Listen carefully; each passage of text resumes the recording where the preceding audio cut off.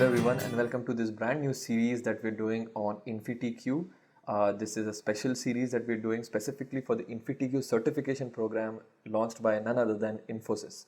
Last year, that is 2019, many students got a brilliant opportunity through Infosys's InfyTQ certification, and now this year we want to help you crack the certification. What I have over here is a description of how the InfyTQ process is going to be like. And the first step really is that you have to register with InfyTQ. So the link to registering with InfyTQ is down below in the description. Please do check it out. So once you've registered with InfyTQ, there are about in total 4 or 5 steps that you're supposed to do. The first step is that unlike last year, this year there will be a screening test. Last year there wasn't any screening test, but this year there is going to be a screening test. So you're going to first have a screening test. Based on your results of the screening test, you will then be eligible for a phase 1 InfyTQ exam. If you successfully pass the phase 1 InfyTQ exam with the interview, then you can get a job. If you want to go for a higher level package job, then you also attempt the upgrade test, that's the InfyTQ, the phase 2 upgrade test, and then you can go and actually get your first job offer also. So that's what this InfyTQ process is like. Let me just go one by one in the exact details of what you're supposed to do. So first of all, who's even eligible for this InfyTQ test? To be eligible for the test, you have to be from the 2021 batch. That is, you have to be graduating from college in the year 2021. You could be from any branch, you could be from any specialization. So it could be, you're a BE, you're a BTech, any of these mentioned specializations. If you are from those, then you are eligible for InfyTQ, which means it's a brilliant opportunity for you to be there. So any of these, all branches are applicable. As I said, there will be 3 steps. The first one is the screening test, then is the phase 1, then is the phase 2. For the screening test, please make sure you reach out to your placement office in your college to find out when exactly is the screening test supposed to be for you. From what we know, the screening test isn't really a coding test. It's actually completely full of MCQs. This is the syllabus. I'll come back to it in a bit, but it's a completely MCQ based test. So the screening test is completely MCQ based test, and it's an elimination process. So I believe this time it's going to be a popular round. So a lot of people are going to apply for the screening test. So what's going to happen is that if you don't qualify in the screening test or you don't attempt the screening test, then your entire InfyTQ is gone. So you right now need to make sure is, number 1, please attend the screening test. And to attend the screening test, you have to be registered. To register, please follow this link, that is infytq.infosys.com. Once you've registered, you have to be eligible for the InfyTQ and also take up the screening test.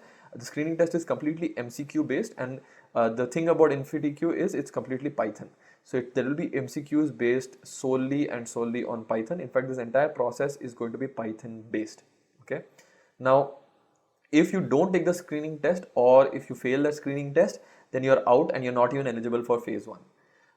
What kind of cutoffs would be there? There is this entire MCQ is going to be for 3 hours, and it's going to be 65 marks and above has to be your cutoff. So please prepare accordingly, and I'll share the tips and tricks on how you can prepare. One of the best things is it can be done remotely from home or college. So you need not go to a center to actually take this test. You can do it from anywhere, be it at your home or your college. You can do it anywhere. Just make sure that you're doing it on a stable connection, that you're not doing any cheating or anything. Make sure that you give it as sincerely as possible. And so as long as you're doing that from your home and college, it's absolutely fine. 65 marks is the cutoff for the screening test. Now, once you clear the screening test is when you get to the next stage. So the next stage is the phase 1 test. You get to this stage only if you write and clear the screening test. In this case, this is going to be like last year's phase 1 test where you had 20 MCQs and 2 hands-on programming questions. Both of these were based completely on Python. After that, if you get 65 out of 100, you clear the cutoff even in phase 1, and you can go directly for the interview round.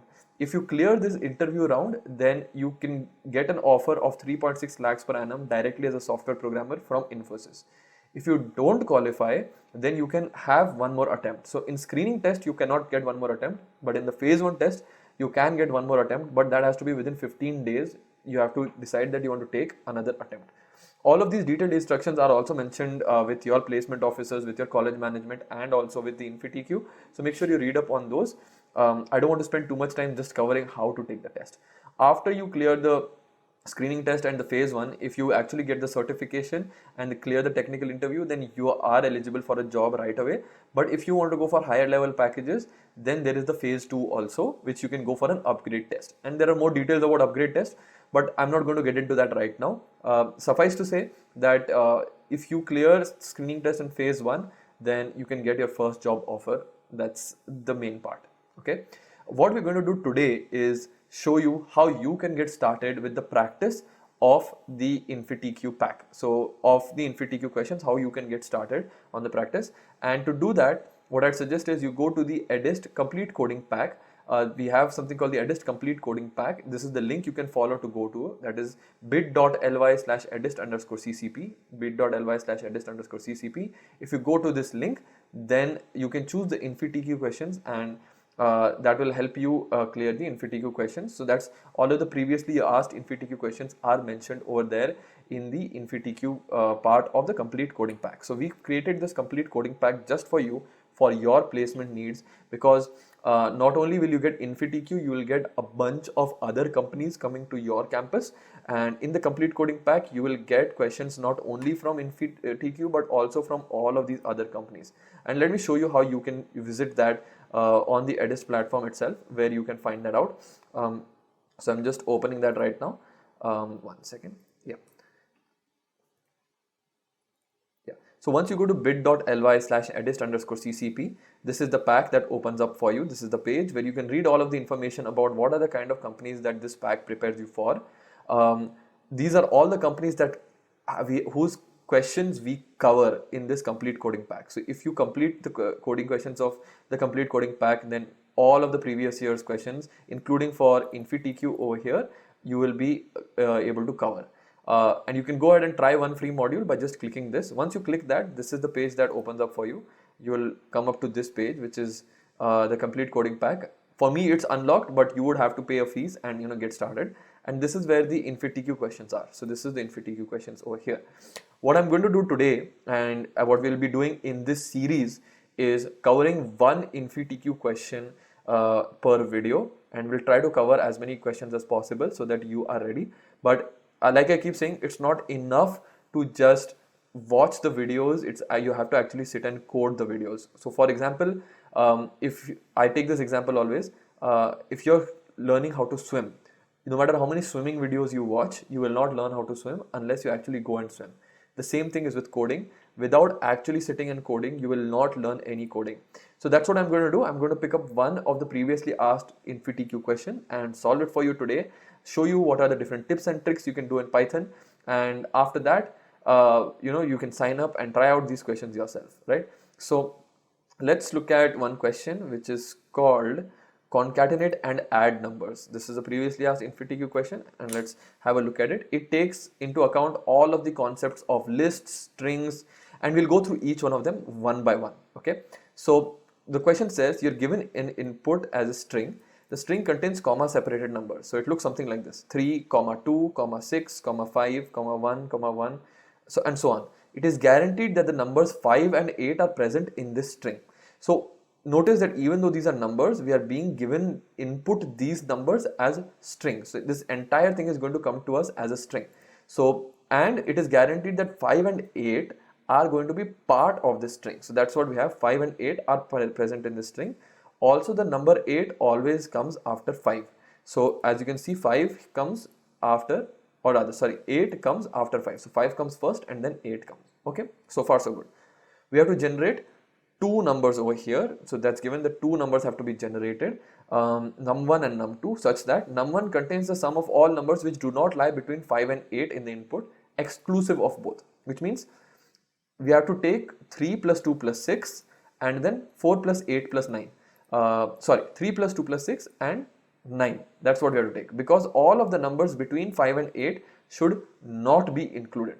So num1 should be 3 plus 2 plus 6 plus 9, which is 3 plus 2 plus 6 and then 9 over here. The numbers 5, 1, 4, 8 should not be included. So 3 plus 2 plus 6 plus 9 is 3 plus 2 is 5, 5 plus 6 is 11, 11 plus 9 is 20. So that's the first part. The second thing is, for the numbers between 5 and 8, we don't have to add them as integers. We have to join them or concatenate them as they are strings. So 5 plus 1 plus 4 plus 8 would actually be 5148. Because this 5148 is not an integer, they are taken each as a string and you are trying to join them or concatenate them. That's what concatenate means. Concatenate them using or behaving as a string. So when we sum up them, we get 5148.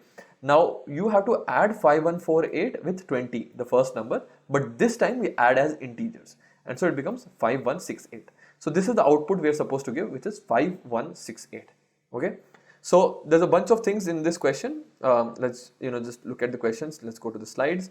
There are a bunch of things. We are given a certain input, and the major thing we are supposed to do is, first of all, identify where 5 and 8 are coming. Those numbers that are outside 5 and 8, so that is 3, 2, 6 and 9 over here, we have to treat these as integers, right? So that's what you have to do, to treat them as integers. And the numbers that are between 5 and 8, we have to add them as concat as strings. So that's what we're supposed to do. We're supposed to concat them as they are strings. And once we add these integers and create this concatenation as string, then add those two numbers.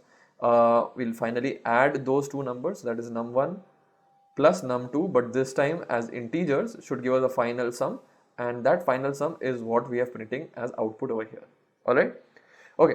Whenever you get a coding question, whether it be in InfyTQ, in Code Vita or any other coding competition, the last thing you're supposed to do is code. The first thing you should start with is the logic. So let's go ahead with the logic over here, and by logic I just mean what are the different steps I'm supposed to follow while I'm actually completing this question. So let's do it one by one. In this question, what I'm supposed to do is, number one, take input as a string, right? So the entire input in Python, all of the inputs are going to be given to us as a string. We are not going to get any numbers or integers as an input. We take everything as a string and then we convert it into integers. That's what we do. So take input as string. Now what we'll do is, because these numbers are like 3, 2, 6, 1, 5 and all, we'll convert it into a list. So going through that list makes it easier for us. We'll extract the first part and last part of the number. So what I'm saying is, we'll convert this, which is a 3, 2, 6, 5 and so on. We'll convert this to a list. So it becomes something like 3, 2, 6, 5, 1, 4, 8, 9. Then this makes it easy. These are all still strings, by the way. So it gets split like this. They're strings. Each is a string in itself, right? So we take each as a string, and what we'll do is we'll extract 3, 2, 6 because it's before 5 and 9. And we'll extract these two and convert this into a list of its own, right? So what we'll do is we'll convert this, one second, yeah. We'll convert these two into a list of its own, and then we'll concatenate the middle elements and convert it to an integer later on. So let's go step by step. Let's not go ahead of ourselves. We'll extract the first and last part of that numbers array and take the sum to make it num1. Let's do this part first and then let's get to the second part. So let's see how we'll go about doing this part, which is taking input, converting to a list and extracting the first and last part of the numbers. Let's do that one by one.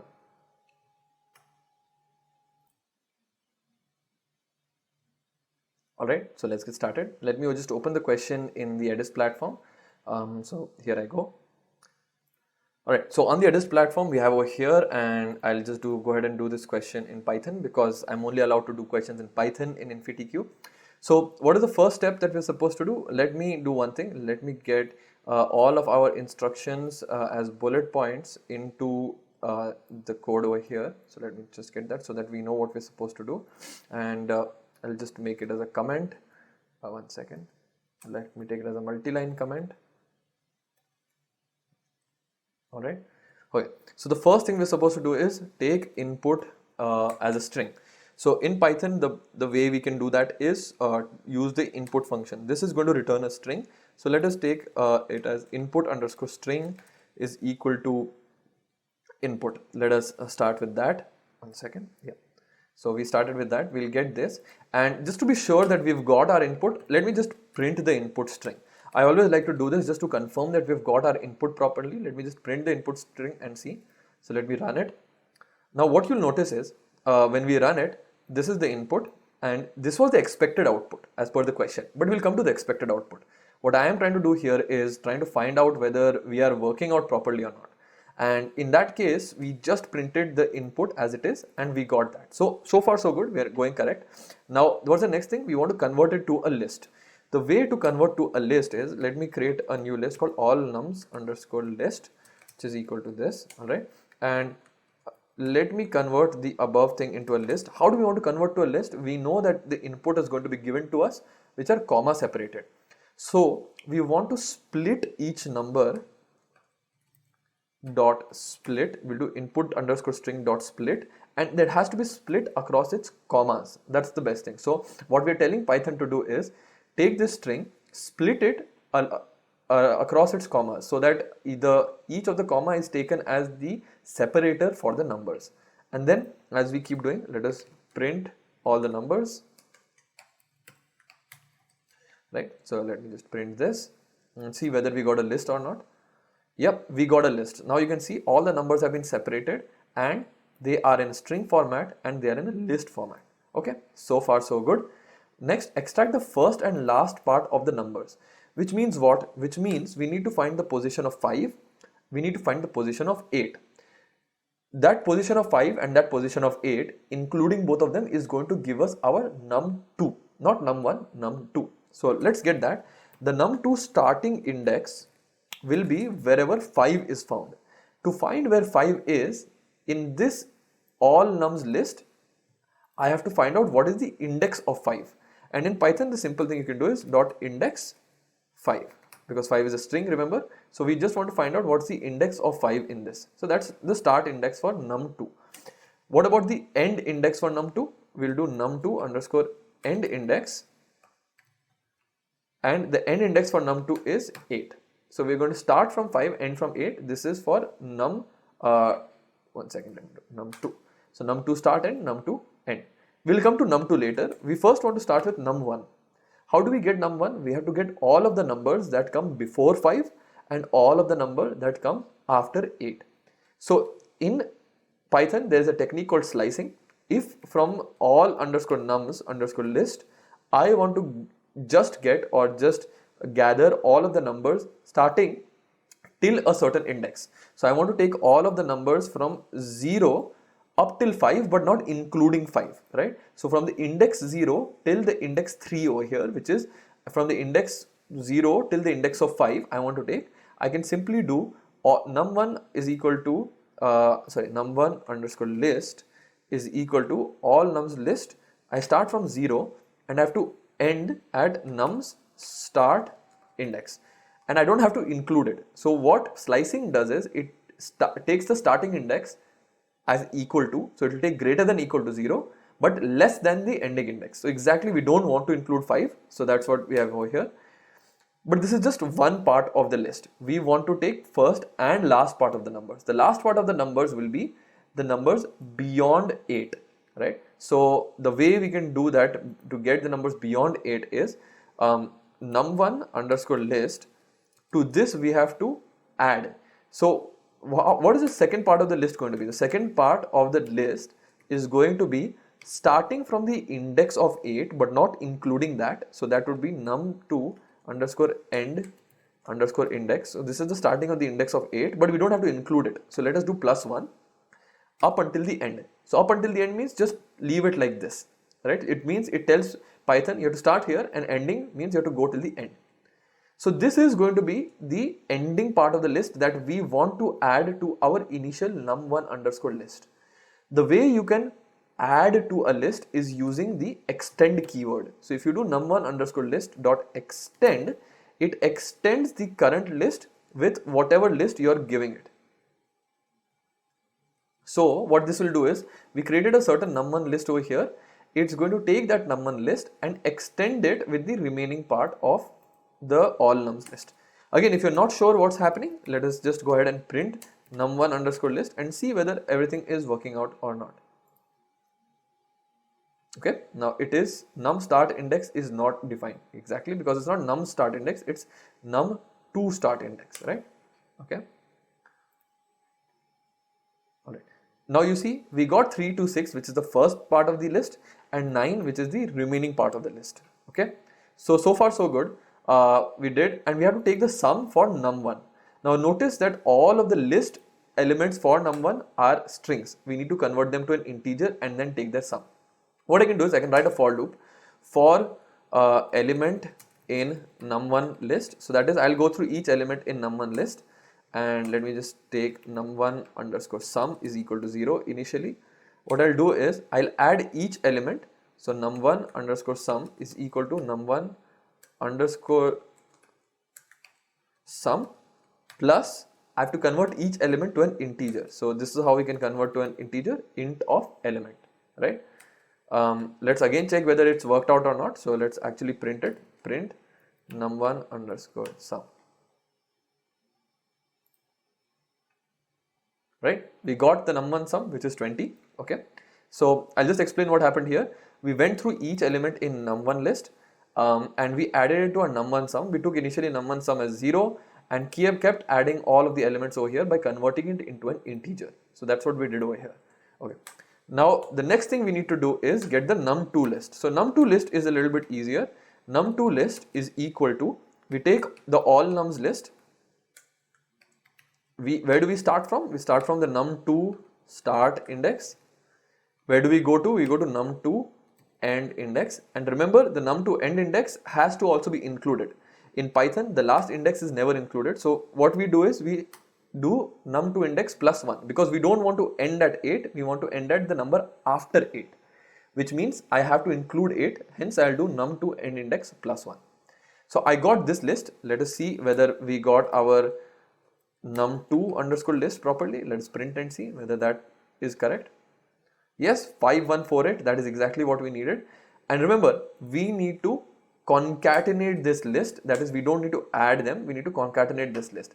So it can almost be done in this similar way, right?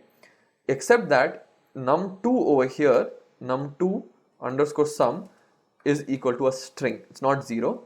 And what we're going to do is num2 sum is equal to num2 sum plus the element that is coming without converting into an integer. So we just keep adding the element to num2 sum. That's what we're going to do. Now let me run it. Okay, we didn't get anything because we didn't print anything. Let us print num2 underscore sum. Yeah, so what we got is 3269. That doesn't look correct because we are getting 3269. Yes, because we are going through num1 list, it should be num2 list. See, if you keep running your program again and again and checking for outputs, you can catch so many errors also. So let me run that. And yep, we did get 5148 over here. That's great. So now we've got num1, we've got num2. We just have to print it. So what should we do? Let's take final sum is equal to int of num1. I know num1 is an integer, but still converting to an integer again is no harm. And num2, convert both of them to an integer and get the final sum. And finally we'll print the final sum. Let us print the final underscore sum. Alright, let me run it and check. Okay, something happened. Num1 is not defined. Yeah, that's because it's not num1, it's num1 sum, and here it is num2 sum. Right, now let us try. Great, we passed the test cases, and once we submit, great, we passed all the hidden test cases also. So just a quick recap of what happened over here. I did go a bit fast, so let me just do a quick recap over here. Number one, we started out by writing all of the logic that is required to do this question. We didn't start out just by writing the code, we started by the logic. We noticed that we're supposed to take the input as a string. We convert it to a list. How did we convert it to a list? Using the split keyword, right? And if I am you, please note down all of these keywords that I'm mentioning, because these are very specific to Python. So note down these keywords. After you see 3-4 videos, the keywords will start repeating. There are only a few keywords that you should be aware of. Okay. So the split keyword helps us to convert to a list. How do we extract the first and last part of the numbers? We do the slicing, that is through this syntax. We do a start index and an end index. So we do the slicing part. How do we take the sum? there are many ways to take the sum, but the way we took the sum of num1 is the for each loop. So that is for element in list, right? So that is the for each format. For A in B format, we followed that format. How did we extract the middle part of the numbers? Again, we used this slicing technique by knowing the starting and ending index. We concatenated to get the num2, that is, we added but as strings, So instead of adding as integers, we added them as strings. Then what do? We do integer addition for num1 and num2. So that is, we converted both to integers and added them, and finally we printed the sum. So I hope you followed along. My advice to all of you is go through each question or each logic step by step, understand wherever there is new syntax or new keywords, note those down, search about them, and find out what those new syntaxes are. The good part about Python is if your logic is correct, translating that into code is not difficult because the syntax is very light. You don't have to do too much syntax by yourself. So it's very simple syntax that you have to apply, right? So once again, reminder, if you want to go ahead and start practicing all of these codes, go to bit.ly/Edyst_ccp, click on the try one free module, pay for the course, and start practicing the InfyTQ questions. Go ahead, try it yourself. We are online again. We're going to get many more videos on these. So make sure you subscribe to our channel and share this video with all of your friends who are appearing for InfyTQ. Remember, sharing is caring, especially in the placement season. So make sure that you're sharing this with all of your friends so that they also benefit from this, and all of you can get placed together at Infosys through InfyTQ. Wishing you all the best for all of this, all of the InfyTQ preparation, and stay tuned. Let us start this journey together for InfyTQ, and I'm sure all of you will get placed. Thank you so much, and I'll see you next time. Thank you.